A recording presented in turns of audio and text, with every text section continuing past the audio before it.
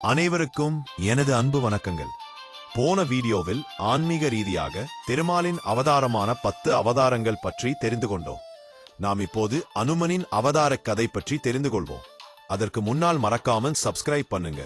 அனுமனின் அவதார கதை புகழ்பெற்ற இதிகாசங்களுள் ஒன்று ராமாயணம். அந்த மகாகாவியத்தை அறிந்த பலருக்கும் ராமபக்தியில் மூழ்கி திளைத்த அனுமன் இஷ்ட தெய்வமாக விளங்குகிறார். காற்றின் மைந்தன் என்றும் அஞ்சனையின் புத்திரன் என்றும் போற்றப்படும் இவரின் பிறப்பு பாலலீலைகள் என எல்லாமே நாம் அறிந்ததுதான். அனுமனை சிவனின் ருத்ர அவதாரம் என்பர். அதன் பின்னணியில் ஒரு சுவையான கதை உள்ளது. அவதார கதை. ஒரு நாள் கையிலையில் பரமேஸ்வரர் ராமநாமத்தை ஜபித்தபடி இருந்தார். அதை கேட்ட பார்வதி, தங்களுடைய நாமத்தை விட சிறப்பு வாய்ந்ததா இந்த நாமம் என்று கேட்டார். அதற்கு சிவன், உமா, இனி வரப்போகும் காலத்தில் உலகம் தர்ம வழிப்படி நடக்கவும் ஒரு மனிதன் எவ்வாறு வாழ வேண்டும் என்பதை காட்டவும் உன் அண்ணனாகிய மகாவிஷ்ணு ராமன் என்ற பெயரில் பூமியில் தசரத சக்கரவர்த்தியின் மகனாக பிறந்து செயற்கரிய செயல்கள் செய்ய போகிறார். அந்த அவதாரத்தில் ராம என்ற பெயரில் மிகவும் புகழ் பெறும். அதை கேட்க சக்திக்கு அந்த அவதாரத்தின் போது தானும் உடனிருக்க வேண்டும் என்ற எண்ணம் எழுந்தது. ஈசனிடம் அதை சொல்ல அவரும் சம்மதித்தார். அந்த அவதாரம் எப்படி இருக்க வேண்டும் என விவாதித்தனர் அம்மையும் அப்பனும். மனித வடிவிருப்பது இயலாது. ஏனெனில் ராமனுக்கு தாசனாக இருக்க வேண்டும். எப்போதுமே எஜமானனை விட பணியாளன் உருப்படி குறைந்தவனாகவே இருப்பது நல்லது என்பது ஆன்றோர் வாக்கு. அது மட்டுமல்ல, முன்னொரு காலத்தில் ராவணன் நந்தியை மதிக்காமல் குரங்கு முகம் என பழித்தான். அதனால் நந்தி ஒரு குரங்கால் உன் ராஜ்யம் முழுவதும் அழியும் என்று சாபம் கொடுத்தார். அந்த சாபம் பலிக்கவும் ராமனுக்கு தாசனாக இருக்கவும் தோதாக வானர ரூபம் எடுக்க முடிவானது. உலகரையின் வானரத்தின் வாளாக நான் இருப்பேன் என வேண்ட எம்பெருமான் அதற்கு ஒப்புக்கொண்டார். அதனால்தான் அனுமனின் வாள் சக்தி மிகுந்ததாகவும் அழகானதாகவும் விளங்குகிறது.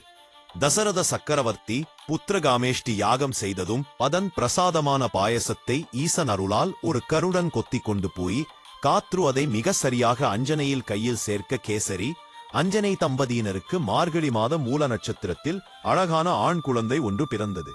அதற்கு சுந்தரன் என்று பெயரிட்டு வளர்த்தாள் தாய். ஒரு நாள் பசிக்கிறது என்று வானத்தில் அப்போதுதான் உதிக்கும் சூரியனை பழம் என நினைத்து அதை சாப்பிட வானில் தாவினார் மாருதி. அவரை தடுத்த இந்திரன் தன் ஆயுதத்தால் மிக மெதுவாக அவரது தாடையில் அடிக்க அது நீண்டு உருமாறியது. அன்று முதல் சுந்தரனுக்கு அனுமன் என்று பெயர் ஏற்பட்டது. அனுமன் என்றால் வளைந்த தாடையை உடையவன் என்று பொருள். மிக மிக குறும்புக்காரராக இருந்தார் பால அனுமன். முனிவர்களின் யாகத்தை கலைப்பதும் மரத்தின் மீது ஏறிக்கொண்டு அவர்கள் மீது கல்லை வீசுவதும் என அவரது தொல்லை சகிக்க முடியாமல் போனது.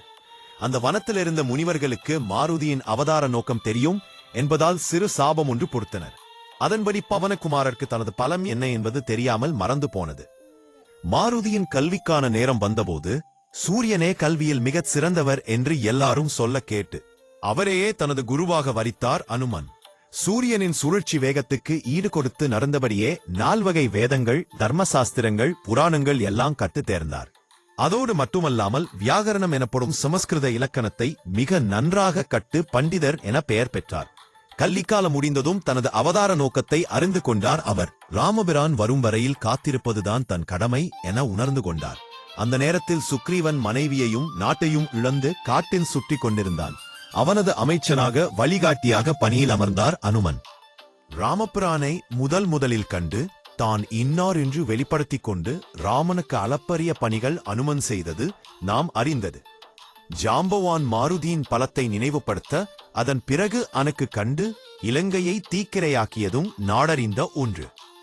இதுவே அனுமனின் அவதார கதையாகும். இன்னொரு சுவாரஸ்யமான தகவலோடு அடுத்த வீடியோவில் சந்திப்போம். எனது அன்பு உறவுகளே.